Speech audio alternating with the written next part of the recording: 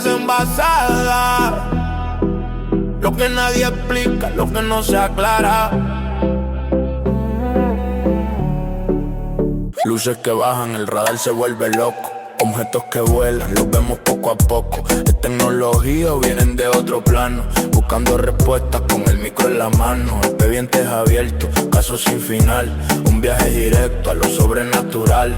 Pega al oído que empieza la sesión. El misterio se siente en esta dimensión. Dale play.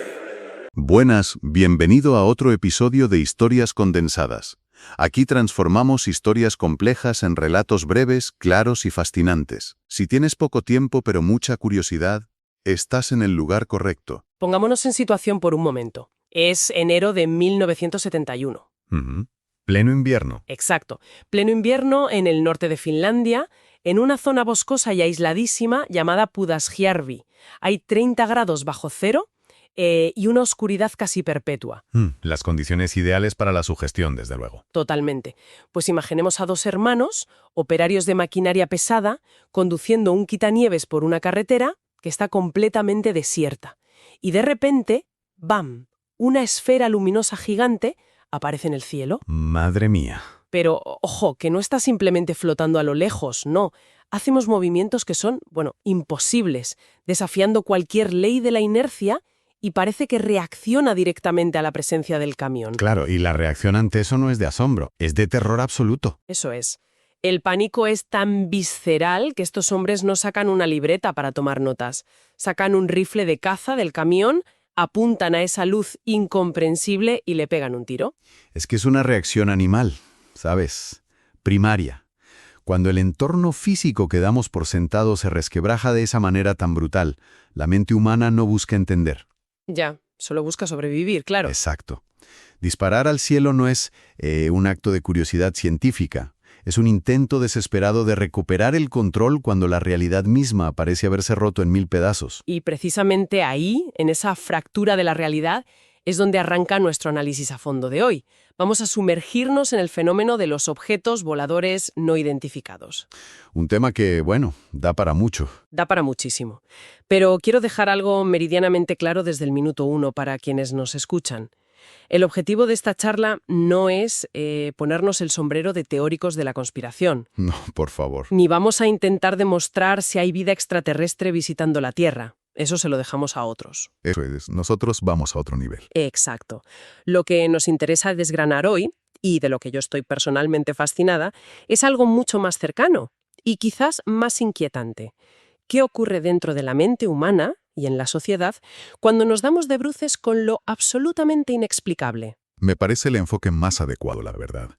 Porque las luces en el cielo, al final del día, son solo el detonante. El chispazo, ¿no? Sí, lo verdaderamente revelador es la onda expansiva que generan aquí abajo, en nosotros. Si analizamos este fenómeno desde la óptica del comportamiento humano, nos vemos obligados a escarbar en los porqués. Claro. ¿Por qué vemos lo que vemos? ¿Por qué reaccionamos con terror o con devoción religiosa?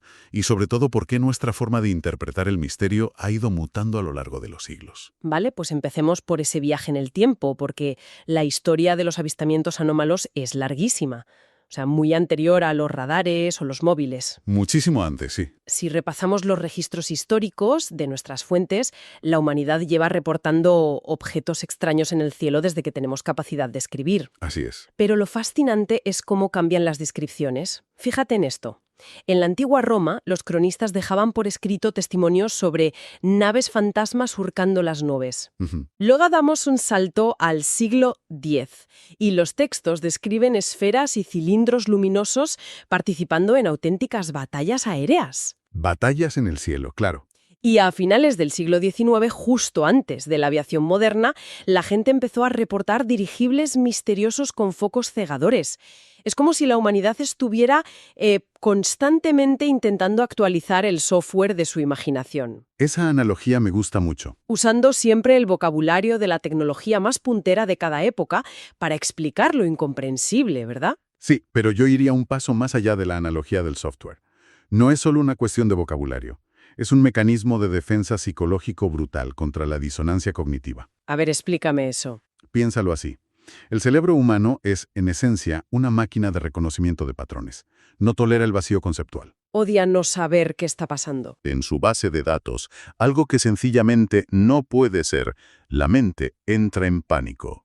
Claro, hace cortocircuito. Eso es. Y para evitar un colapso psicológico, el cerebro busca frenéticamente en su archivo interno, en su biblioteca de referencias, y fuerza un encaje. Es decir, que coge lo desconocido y le pone una careta familiar a la fuerza, ¿no? Efectivamente. Un ciudadano del Imperio Romano no tenía la capacidad neurológica para visualizar o procesar un fuselaje aerodinámico de titanio sin remaches. Lógico, ni se lo imaginaba. Si veía algo metálico cruzando el cielo, su cerebro superponía automáticamente los elementos de transporte más avanzados que conocía. Le ponía remos, le ponía velas y lo llamaba nave fantasma. ¡Qué barbaridad! O sea, eso demuestra un patrón clarísimo. El estímulo en el cielo parece ser persistente en la historia, pero el envoltorio que le damos evoluciona de la mano de nuestra cultura. Totalmente. Es un reflejo de nuestro desarrollo. Fíjate que eso significa que el firmamento actúa casi como, no sé, una pantalla de cine donde proyectamos nuestro propio progreso. Exactamente. Madre mía, solo en ese año, en el 47, se registraron más de 800 avistamientos de platillos. Se hizo viral antes de que existiera el concepto. Fue una histeria colectiva. Pero claro, la prensa solo encendió la cerilla. Quien realmente echó un bidón de gasolina al fuego fue el propio gobierno de los Estados Unidos. El famoso incidente. Apenas unas semanas después del avistamiento de Arnold, ocurre el incidente de Roswell en Nuevo México.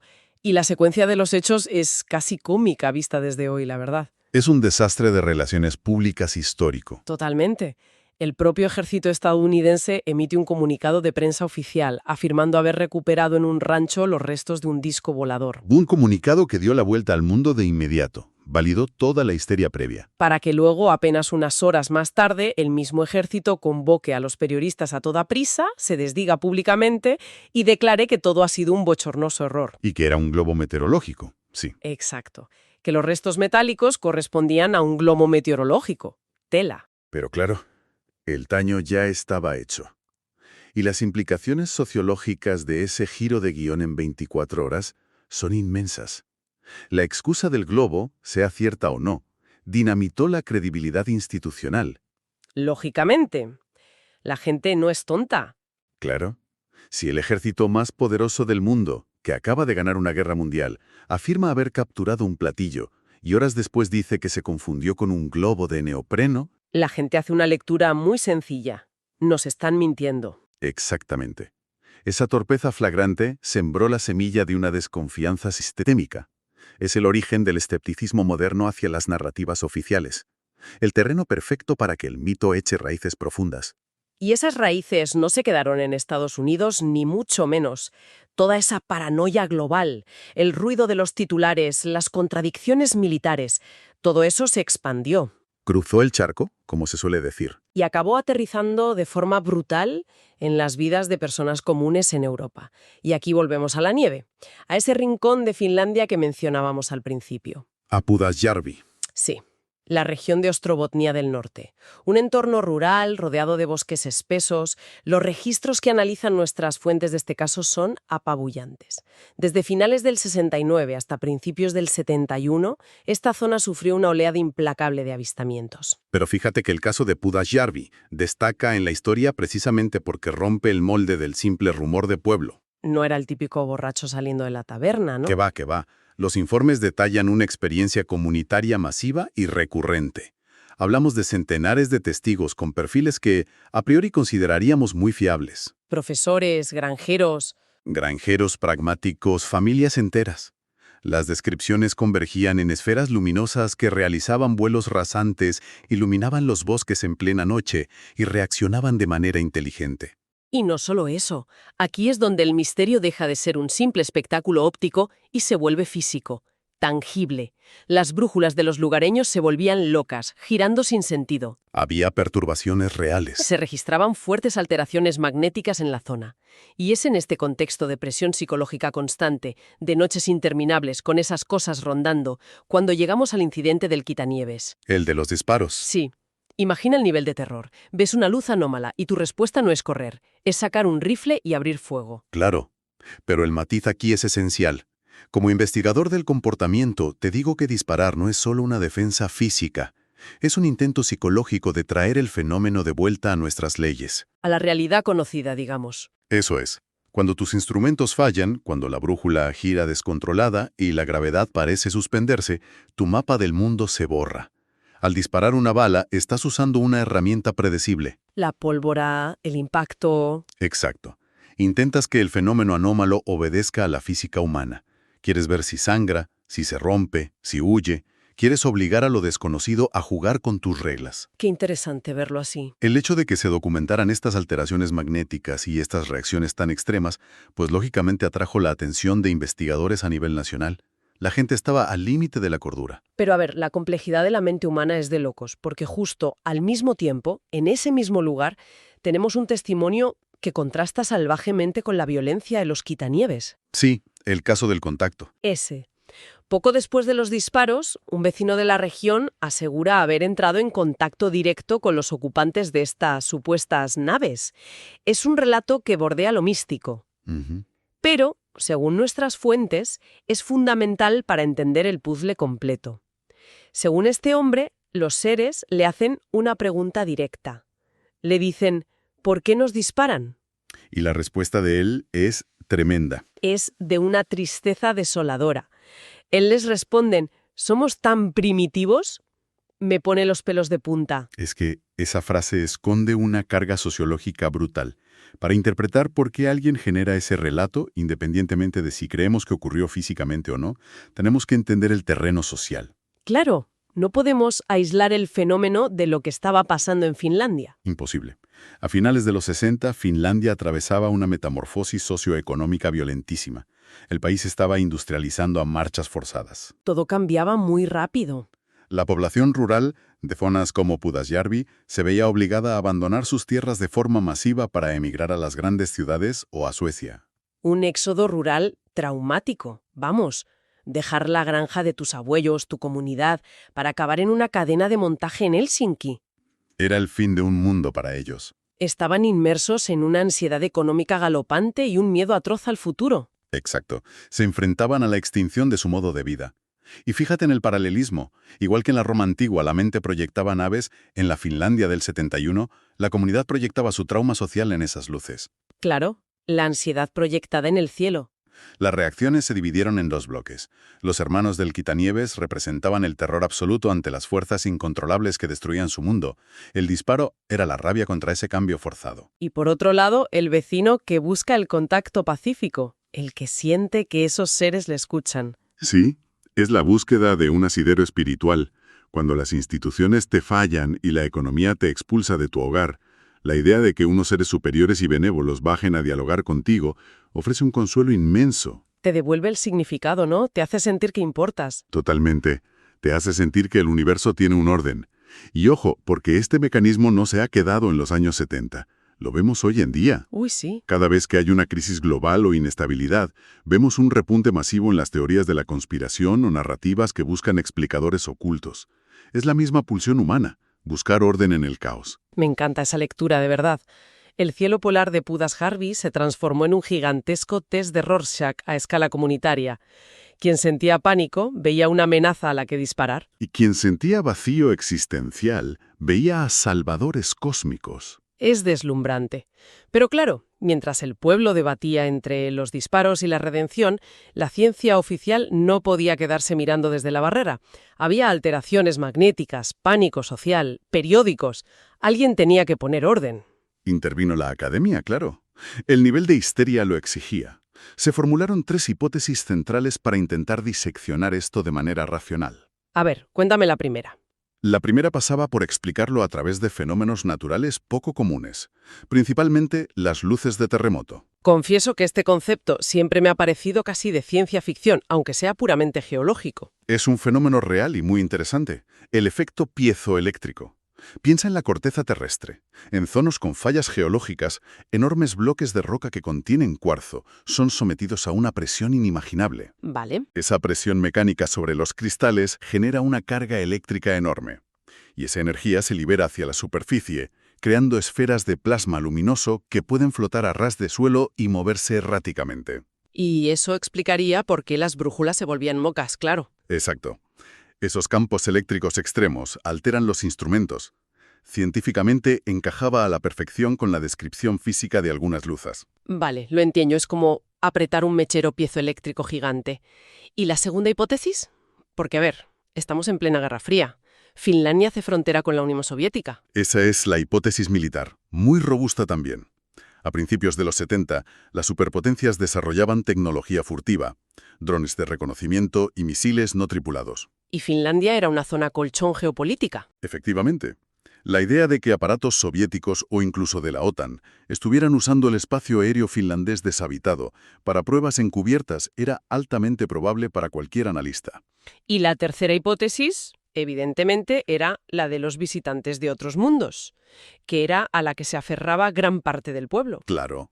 Para desenredar todo esto, nuestras fuentes destacan la intervención de una figura clave, el profesor Juhani Oxman. Un científico de primerísimo nivel. Sí, un experto súper respetado en electromagnetismo de la Universidad de Oulu, el hombre perfecto para identificar ese efecto piezoeléctrico o la firma de un radar militar. Recopiló todos los datos. Todos.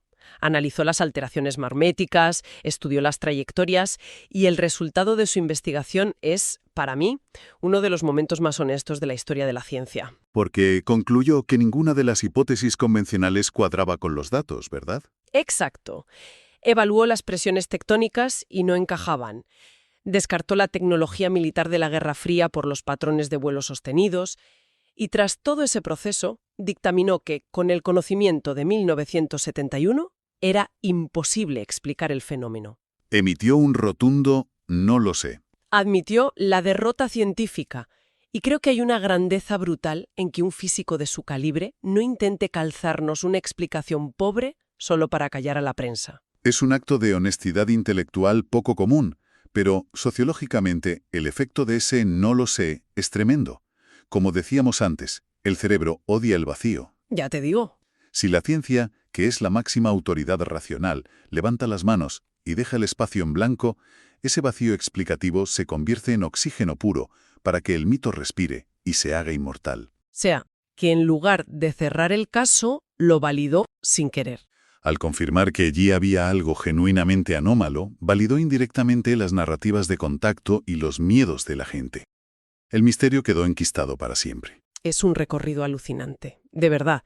Y es importante aclarar para nuestra audiencia que aquí no estamos tomando partido ni validando ninguna teoría conspirativa, sino reportando lo que extraemos de estas fuentes históricas. Exacto.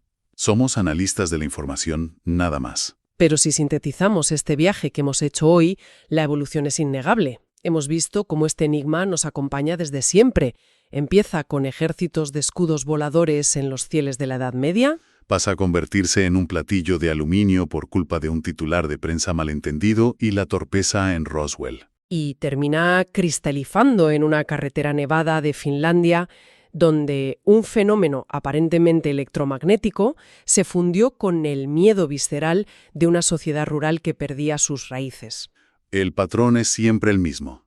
La tensión entre un estímulo exterior persistente que desafía la física y un mecanismo interior humano que moldea ese estímulo para darle el sentido que necesitamos en ese momento histórico. Una premisa que subyace a todo este análisis es esa dualidad. Cuando la humanidad mira la inmensidad del cielo nocturno y observa algo que quiebra sus esquemas, siempre nos debatimos en una encrucijada. Sí, una encrucijada muy profunda. No sabemos si estamos mirando a través de una ventana que da un universo exterior lleno de visitantes o si, en realidad, estamos mirándonos fijamente en un espejo oscuro que nos devuelve la imagen exacta de nuestras ansiedades y esperanzas. Es un espejo que nunca miente sobre quiénes somos en el momento en que lo miramos. Estoy seguro de eso. Y eso me deja pensando en algo que quiero compartir con la gente que nos acompaña hoy, para que le den una vuelta. A lo largo de la historia hemos recurrido a naves con remos, a dirigibles a vapor y a platillos de titanio pulido para dar una forma comprensible a lo desconocido. Siempre usando nuestra tecnología más avanzada como molde. Exactamente. Pero hoy en día el paradigma ha cambiado. Nuestra cultura y nuestra sociedad están cada vez más inmersas en lo intangible. Hablamos de inteligencia artificial, de realidades simuladas, de universos holográficos y de algoritmos. Es el nuevo lenguaje de lo desconocido. Así que La pregunta es, si siempre proyectamos nuestro presente en el firmamento, ¿qué tipo de naves vamos a empezar a reportar a partir de ahora? ¿Qué nueva forma adoptará el misterio la próxima vez que miremos hacia arriba y el cielo se rompa ante nuestros ojos? Es una pregunta inquietante, desde luego. Ahí lo dejo. Nos escuchamos en la próxima inmersión. Y hasta aquí el episodio de hoy. Nos escuchamos pronto. Gracias por estar al otro lado. Nos vemos en el siguiente episodio de Historias Condensadas. ¿Viste eso en el cielo? No estamos solos. Bienvenidos al archivo. Son historias envasadas, donde la verdad se queda guardada. Luces en el cielo, una huella en la nada. Misterios que te dejan la mente volada. Historias envasadas, lo que nadie explica, lo que no se aclara. Luces que bajan, el radar se vuelve loco. Objetos que vuelan, los vemos poco a poco. Es tecnología o viene de otro plano. Buscando respuestas con el micro en la mano. Expedientes abiertos, casos sin final. Un viaje directo a lo sobrenatural. Pega el oído que empieza la sesión. El misterio se siente en esta dimensión. Dale play. Esto es historia envasada. Conéctate. Historias envasadas. El beat del misterio. Abre la tapa. Libera el misterio. Abre la tapa, libera el misterio. No necesitas horas para conocer la verdad. Bienvenidos a Historias Envasadas. Caminando por la ciudad o mirando al cielo, buscando respuestas que nos quiten el velo. Casos reales, archivos de lo extraño, lo que la ciencia ignora hace muchos años. No te hablo de cuentos, te hablo de datos. Ovnis en el radar, encuentros de altos estratos. No hace falta dar vueltas ni perder el control. Aquí el misterio se sirve bajo el sol. Resumido y directo para que lo entiendas bien. La dosis perfecta que te vuela la 100. Buen tempo, historias envasadas. La verdad del cosmos, aquí está guardada. Misterio compacto, potente y real. Un viaje directo a lo sobrenatural. Buen tempo, no pierdas el hilo. Suscríbete ahora y escucha con sigilo. Buen tempo, que el caso no muera. La próxima historia ya está en la espera. Fue un rayo de luz, un visitante estelar. Un caso sin firma, difícil de explicar. Te lo cuento sencillo, te lo explico con flow. Porque lo bueno en frasco, pequeño da el show. Cada episodio es un nuevo expediente. Para mentes curiosas, para gente valiente. No te quedes afuera, dale click al botón. Que la comunidad crezca en esta dimensión. Si quieres más ovni, si quieres más dudas, la suscripción es la llave que te ayuda. Suscríbete, no te lo pierdas. Buen tempo, historias envasadas. La verdad del cosmos, aquí está guardada. Misterio compacto, potente y real. Un viaje directo a lo sobrenatural. Buen tempo, buen tempo. Suscríbete al canal. Es el momento. Historias cortas, misterios gigantes. Nos vemos en el próximo envase. Efecto de interferencia desapareciendo. Historias envasadas.